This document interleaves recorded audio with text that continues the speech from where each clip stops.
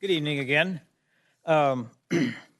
This item 21 regards Councilmember Fox's expense report for the month of January, but actually we haven't resolved yet the expense report for the month of October.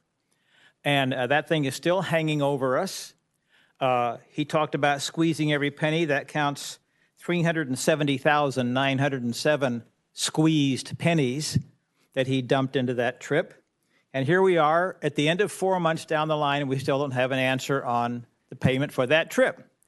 It took only 100 days to get rid of Napoleon. I think one of the Kardashians had a marriage that lasted about 70 days. The Israelis once fought and won an entire war in 6 days. I think I remember from high school biology that the lifespan of a butterfly was about 30 days, which means that the butterflies alive today are the great-great-great-grandchildren of those who were alive when this thing started. So I think we ought to get a resolution on this.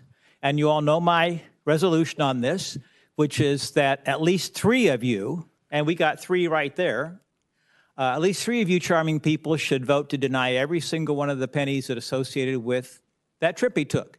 That's on his reimbursement expense report, and also the $290,000 and some odd change that was charged to a city credit card. And since we're 4 months down the line, there has to be some interest involved and I'm not smart enough to figure out that. But I think, there's somebody in the room that could figure out that. So that's my take. It hasn't changed. And we can add to that $3,709.07, in my viewpoint, the $1,200 that he shouldn't be paid for missing all these meetings. So now we're bumping up around $5,000, and after a while we might have some real money. So that's where I am with all of that. I'm just going to keep nagging as long as it goes on, figuring it's the greasy, squeaking wheel that gets lubricated. So I thank you all for your time again. Thank you.